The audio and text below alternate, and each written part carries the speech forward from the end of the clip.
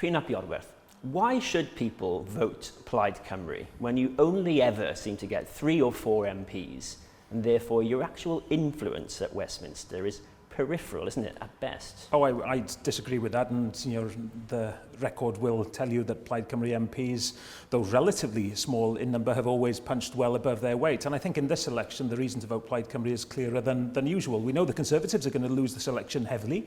We know that Keir Starmer will become the next Prime Minister in just over a week's time, and that will happen regardless of how Wales votes. Plaid Cymru can already now, even before the Labour government is officially formed, make it very, very clear that we will not allow Wales to be ignored. We will hold Keir Starmer to account and make sure that the needs of our communities are heard right there at the heart of Westminster. You just said Plaid Cymru MPs will punch above their weight. That's what they always do. It's interesting you said that because you always say that. In 2010, Plaid Cymru's Westminster leader, Elfyn Llwyd, said, vote for Plaid, we punch above our weight before and we'll punch above our weight again. You're recycling 14-year-old sound bites in this election. Did you know that? But some things are ageless. The needs of our communities to be heard at Westminster. My idea, I'd like to be independent. I'd like for us to be having all those levers of change in our own hands. But whilst we're a part of the UK, we need to make sure that the needs of our communities in Wales are heard. And whether that is said 14 years ago or 14 years from now, the issue is still the same. When you listen to Joe Stevens, the Shadow Secretary of State for Wales. What he was saying was get more MPs and our influence will grow. But in that election in 2010, he didn't get more MPs. And in fact, Plaid Cymru, since 1997, number of MPs, 4-4, 3-3-3, 4-4. You're standing still. You're not change. You're stasis. Yeah, I can understand why you say that, but all we can do in this election is within this peculiar electoral system that we have, where the UK is one of the only last couple of bastions in the world that have a first-past-the-post system, which, as you know, makes it very, very difficult for smaller parties to break through. But in that context, we have made sure that we have that consistent representation, making sure that Wales is consistently a part of the debate at Westminster. You'll have seen the debates over the past few weeks. If I wasn't there speaking up for Plaid Cymru, but yes, for my nation also, Wales would not have been mentioned once. And that's a good metaphor. And I was going to mention there that interview that Joe Stevens gave to ITV in Wales. She wants to be the Secretary of State for Wales next week. And what she did in that interview was go through all those elements where Labour is making it clear they will not give Wales fair funding, responsibility for crime and justice. They will not make sure that Wales gets its fair share of HS2 funding. If Labour won't even make the case at Westminster for that, I think it's more important than ever that Plaid Cymru MPs do, at a time, of course, when the number of MPs from Wales is going down from 40 to 32, slashing of our voice. But we're here to talk about Plaid Cymru. And you say this is a change election. And can you see why a Welsh voter might find it difficult to understand how you offer that change when, if they want to get rid of the Conservatives, if that is what they choose, they can vote Labour and they can put Keir Starmer in number 10? I can see why people in Wales know that Keir Starmer will be in number 10 from next week on. I can see why in parts of Wales, in Ynys and Carmarthen, they know that Plaid Cymru is the party that is strongest placed to get rid of the Conservatives. We all know that there will be change in this election in terms of who holds the keys to 10 Downing Street. The question we're asking is what could or should that change actually represent for your community and for nation in Wales? And sadly, be it from a refusal to lift the two-child benefit cap, from a refusal to shift away from Tory austerity, essentially, people can see that we also need that more progressive voice that will always focus on the needs of our communities. You get that from Plaid Cymru, you don't from Labour, and Labour are making that clearer in this election than I've heard in a long, long time. Well, I think if the Labour Party was sitting here, they would say there's a very clear choice between themselves and the Conservatives in terms of their commitment to public spending. The Conservatives would put up a fight as well. You seem very interested in what these two parties are doing, less interested in what you actually put forward yourself. Oh, people ask me at the time, what's the difference between you and Labour? It's a very, very long list. I don't know how much time you have, Kieran, but if we look at our position on growing the Welsh economy through having responsibility for the Crown estates, that Labour says, no, you cannot have that. When we look at the need to build a crime and justice system that works for Wales, Labour says, no, thank you very much, even though the former Lord Chief Justice of England and Wales has recommended that happens. If we look at their refusal to give Wales the £4 billion owed as a result result of HS2. You know, that's what people you're are saying- seeing, and they know that Plaid Cymru will be making that case. Labour MPs don't even want to make the case, so what's the point? You know, there's no chance that you then get the results that you want. And I've heard you say that there's little between the Conservatives and Labour on public spending. I don't quite understand what would be different. Well, the Plaid IFS Cymru. agree with us, don't they? You know, both of them wedded to £18 billion worth more cuts and you're bound together to a conspiracy of silence, says the IFS, on what exactly they're planning to do on tax and spend. All we know is that we have suffered greatly as a result of austerity and Labour aren't promising to move away from that. I mean, you bring up the Institute for Fiscal Studies, you use them to attack Labour and the Conservatives. They say, the Institute for Fiscal Studies, that your own manifesto, Plaid Cymru's manifesto, isn't honest. So presumably, you agree with them about that too? I agree absolutely with the IFS and what they're saying about it not being clear what Wales's needs are. The background to that, of course, is that we believe that Wales should be paid according to need and not according to the Barnett's formula. What we agree with the IFS on is that we need to find out exactly what that need is. It hasn't been measured now since 2001, since the census figures in 2001. We need to get to that point. Interesting pivot away from the question. But that's what I they're saying. asked you was, do you agree with them that you're not being honest in your manifesto? Oh, I think we're being as honest as we possibly could be. But they're saying you're not being honest. But it's fundamentally about honesty and the need to bring in more taxation. What we're saying is we've identified what the means are of bringing more taxation in. For example, through more use of windfall tax, you know, equalising capital gains with earned income tax. Bringing money in order to provide for the kind of public services that we need. Labour and the Conservatives have this conspiracy of silence between them that they're not being honest. I asked the IFS what they meant when they said you weren't honest in your manifesto, and they referred me to the section about independence specifically. That's the key part, they say. Your manifesto claims Plaid has commissioned research which showed that Wales's fiscal deficit, which is how much more government spend than they earn, at independence would be 3% of GDP. You say that's well within European norms. Do you know, in order to get to that rather rosy sounding figure, what that research had to do? I mean, this is research that's public. People can see that research from themselves, from Professor Doyle, who went through that fiscal gap that exists for Wales, and we're told time and time again, Wales couldn't afford to be independent because we have so much less coming in potentially than we have going out. Our research doesn't agree with that sort of classic way of looking at it, which is bound up in the UK establishment's viewpoint of the world that says that a small country like Wales can't afford to pay for itself. Not that. We disagree with that, and we're putting that evidence out in the public domain, so we have that discussion on how we move towards independence, that we're on a journey. What I was getting at was to get to that rosy sounding deficit figure that the IFS take issue with, you have to assume that UK taxpayers would pay Welsh state pensions, billions of pounds worth, for years after independence. That's not credible, is it? This is one of those discussion points around independence, and you know, viewers of this programme may or may not know that there was a recent study, a huge engagement process led by the former Archbishop of Canterbury, Rowan Williams, and the eminent political scientist Laura McAllister, who said there were three viable options for the future of Wales. You pivoted away right? again. Come on. But this is the context. On this the is pensions the context. question, okay. Okay. Do you think that UK taxpayers should pay, the IFS tells me, £7 billion a year to pay for Welsh state pensions after independence? So what they clearly concluded that there are viable options for the future of Wales, and independence is one of them. There are risks with all of them, including where we're at now.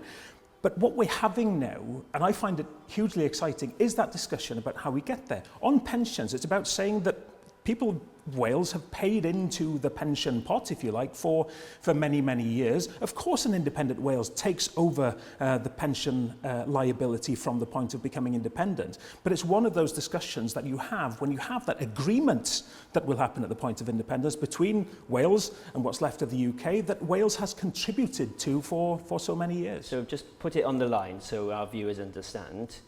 You believe that UK taxpayers should pay £7 billion a year for starters from the towards point of Welsh independence? pensions after independence? From the point of independence on, of course not. The point is that we have paid, haven't we, as taxpayers in Wales towards... That's the 7 billion. That central point, which is... there's no pot of money, Mr Iorwerth. There's no pot of money that says pensions on it. It's paid for out of current expenditure. UK taxpayers would have to pay that money. But you're working on the premise, I think, if I'm not getting it wrong, that somehow Wales hasn't contributed towards making the UK what it is now and giving the UK the wealth that it has now.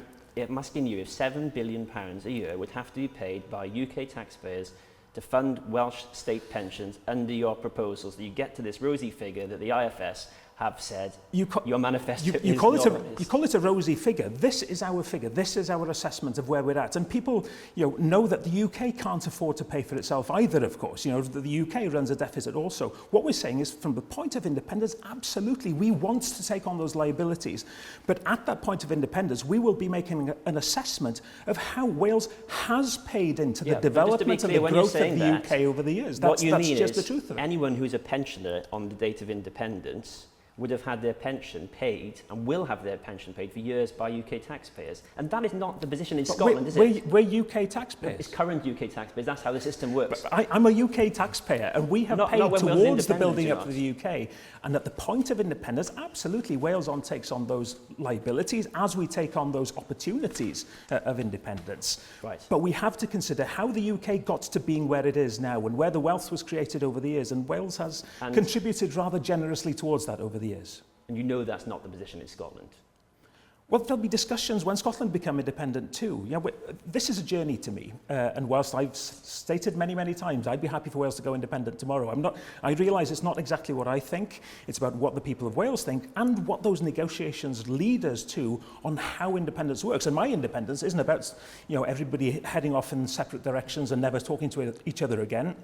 It's about building a new relationship, redesigning Britain. It's about having credible numbers as well, isn't it? Which I think brings us on to income tax. And your manifesto calls for income tax, specifically bans and thresholds, to be given to Wales, the power to set them. But you don't say how you would change those income tax bans and thresholds. No, this is a point of principle. Which country in the world, maybe you can think of one, I can't, wouldn't want to have flexibility to set its own taxation thresholds and bans? And on thresholds, for example, we make it very clear that the thresholds should actually go higher. The freezing of thresholds in recent years have brought so many people into paying tax for the first time, have made people move up tax. It's the stealth tax by the Conservatives. We want to have those flexibilities here in Wales. Hang on, that's not in your manifesto, is it? Raising tax thresholds in line with inflation. No, what's in our manifesto is that we want to have those levers that we can make decisions on the tax landscape in Wales. That's as clear as it could be. You've just said you'd like to have income tax thresholds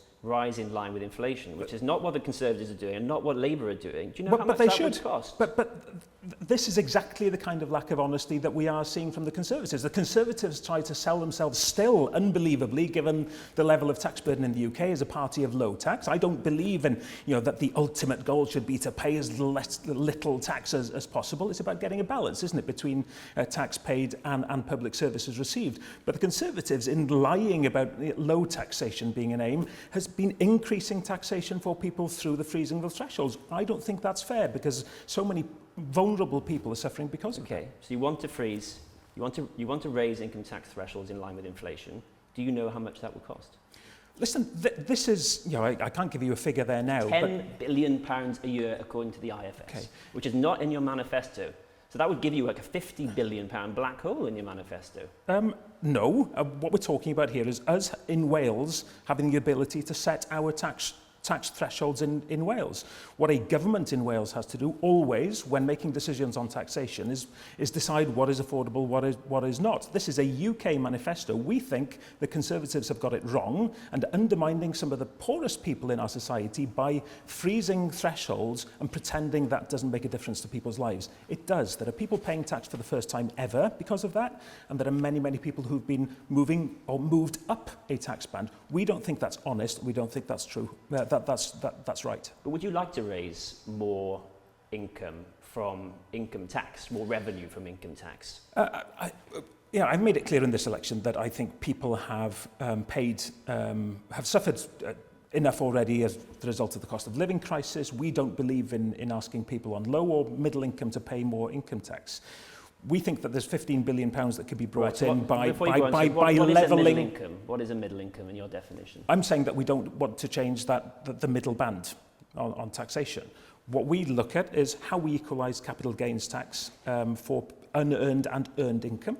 So Rishi Sunak will be, earning the majority of his. That's not income tax, is it? No, but he will be earning the majority of his income through capital gains from shares. He'll be paying effectively a 23% tax on that, which is lower than other people will be paying on their work, going out to work every day. We don't think that's fair. We think there should be an equalisation that could bring in some £15 billion. But you haven't got a concrete proposal to give our audience about what you'd actually do with the powers to change income tax.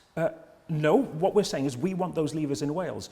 When in government in Wales, you then look at how you're able to use that to our advantage. There have been taxation powers that were given to Scotland from the very start of devolution 25 years ago. There have been some powers in Wales that we've had, but unless those powers are really usable, unless they're really flexible, unless they can be used in nuanced ways, they can be, they don't give you the power that you can to make the kind of difference that you succeed. But having the full set of powers can make an absolute difference in terms of the tool bag that any government has, and we currently don't have that.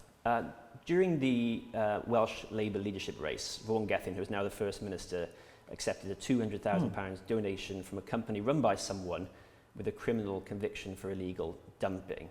That led then to he said he hadn't broken any rules, and I think that's accepted. But it led to a vote of confidence, didn't it, in the Senate, which he lost. So what next? I mean, he has to get a budget through. Would you support, or withhold support rather, to the First Minister in passing that budget? It's an obvious question, and what I've said this week in answer to the same question is this. We make decisions on budgets at the time when budgets are made, and we as a group in the Senedd would make a decision. But I find it very difficult to see how we could agree on a budget with the current First Minister. Well, just you personally, because you're a member of that group who'll be making that decision for Plaid Cymru. Is it your opinion that you shouldn't support the First Minister get his budget through? I think it's very difficult to imagine us coming to an agreement with the current First Minister, yes. Difficult to imagine is not the same as ruling it out, though, so you could still prop him up in some way then? That's not the way I see it at all. I've never seen our role to be propping up anything. Our role is to get the best for the communities that we serve. That's taken many, many forms over the years. You have even the Labour and Conservative parties working together on committees in the Senate. So cooperation happens in many, many ways. You asked the question about could we reach a budget agreement with the current First Minister. I find it difficult to see how we could. But the Welsh Conservatives made it clear that they wouldn't support a budget. And I'm making it clear that I find it very difficult to see how we could. And the Welsh Liberal Democrats have said they wouldn't. And your answer leaves this little bit of wiggle room. Well, I like to think that we're mature in politics, and we try to behave responsibly in everything that we do. I can't imagine a scenario where we agree on a budget with the current First Minister. I'd rather put it in those terms because I think it's more honest. What happens then if he can't get a budget through the First Minister? Yeah, it's a good question. They have to find a way forward. We're at a crisis point in the biggest crisis in the history of devolution, I think, where you have a First Minister that lost, and let's be honest, the confidence of his own party. I've made it clear that on the no confidence vote, our position, that of the Liberal Democrat, the Conservatives, was fairly straightforward. We think the actions of the First Minister, in the eyes of the Welsh public, have shown very, very poor judgment. Confidence has been lost in him. It was Labour's call, and Labour failed to give him the confidence that he needed to continue to be First Minister with any authority. Although it is accepted that he didn't break any rules, just for the record, but you think it's a matter of judgment. Rules, he keeps on throwing that back at us. It's about judgment, isn't it? And at so many levels, when you make the call to take that money from a convicted polluter, that had borrowed money from Welsh Government, that was looking for a planning permission from Welsh Government. Now, First Minister will go through all the rules that he hasn't broken. But the Ministerial Code is also very, very clear on allowing perception to grow. And if there's a perception, if there's a reasonable perception that somebody may be being influenced by others, we can't have that in politics because it undermines trust. And in failing to put his hand up, failing to recognise what he's done wrong, throwing it back at you as a journalist, me as an opposition politician for daring to question him, that's pretty poor judgment, I think. You talked about standards in Labour. What about standards in Plaid Cymru? Because you were only leader of Plaid Cymru because your predecessor was in post when this report came out that found toxic culture of misogyny and sexual harassment within the party. The report found, quote, inaction over many years from those with positions of power to challenge bad behaviour. Now, you were in a position of power because you were the deputy leader for 5 years. So of the group in the Senate, yeah. Did you fail to challenge bad behaviour? I was deputy leader of the group in the Senate, and what I've said consistently throughout this is that we've all effectively put our hands up and said that we didn't have our eyes wide open enough. People have asked me, did you see something? And I could say no, but I won't, because it's so often the case that you weren't looking carefully enough. This was a painful experience for us as a party, just as the CBI went through a painful experience. Sporting organisations went through experiences where they had to look at themselves. Other political parties have been through this, and I became leader. And the first thing I said was that I would make this my priority, to turn the questions around our party into a strength, in that we were addressing them. We were given 82 recommendations. And okay? Have you implemented them all? We've implemented all 82. There are some technical issues relating to some of them, but essentially they've all been addressed. The author of that report herself has spoken publicly about how impressed she's been at the way we have dealt with this as a party. And it's about how people now feel about the party. And I'm told pretty much by all that things feel different. But the work isn't over. It's an ongoing issue, isn't it? Because the report said there are many HR issues that need to be addressed urgently. So unfinished business. And it said that staff have seen too many instances of bad behaviour by elected members. So my question to you is, since you've been leader, how many elected members have been disciplined or sanctioned for that bad behaviour that report identified? It's a good question, and I'm not aware of the naming of individuals then, and I've certainly not had anything brought to me and failed to act on it at all in the years since I have become leader. We have made it absolutely clear that, in putting processes in place to make it easier for people to raise concerns, and none have been raised with me during that process. The key thing for me is that there are means now for people to have confidence in coming forward. That's what this is all about. And it's an ongoing process, isn't it? This was talking about stuff that was already happening. Too many instances of bad behaviour by elected members. Are you saying that you haven't actually been able to root out what those instances were and sanction and discipline the elected members who are responsible for them? I'll take away the question you're asking, but I only have to, or am only able to deal with complaints or issues that are raised with me, and there are no complaints that have been raised with me that have not been looked at, if you see what I mean. Have any elected members been disciplined then? The answer to that is no. Well, we have one elected member, of course, who has left the group in recent times and is currently suspended from that's a separate high-profile case, isn't it? Yeah. So to answer your question, yes. One, which we all knew about. But all we can do is it not to make sure that we have those processes in place where if a staff member or a volunteer within the party or another member feel they can come forward, have those processes been put in place? Yes, and that's the important thing to me, so that we can confidently say, and this isn't something that ever finishes, and any political party would tell you that that's it, we have no issues in our party, we will never have issues. They're lying to you, because politics and political parties are about people, and there are tensions between people. All we can do, and all I want to do, is to build a welcoming and safe party that people feel they want to play a part in as we build a brighter future for Wales. And people tell me that they believe things have changed fundamentally over the past year. We live in pretty uncertain times. Do you think the UK should withdraw from NATO? No, I'm not arguing that. The relationship that we have with NATO is important.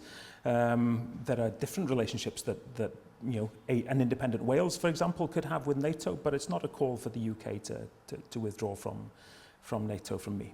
Do you think an independent Wales should not be a part of NATO? I think an independent Wales would want to have a very close relationship with NATO. There is an associate membership that people have. Ireland, for example, with NATO, that would be a decision for that independent Wales. Clearly, NATO... You have a policy on this, don't you, Plaid Cymru? Isn't the policy that Wales should not be a member of NATO? But I'm talking about associate membership of NATO, which is something different. What I'm saying is So that not a NATO full is member. important, and Wales's relationship with NATO would be important, but that wouldn't necessarily have to mean membership. The Republic of Ireland is a good example of that. So you'd like associate membership of NATO, but not full membership of NATO? That is where I am, but this would be a question for an independent Wales. I see the importance of NATO as an alliance, but membership of NATO isn't necessary in order to have that close relationship with NATO. What is it about NATO that gives you reservations about having full membership, given the role they're playing at the minute in assisting Ukraine?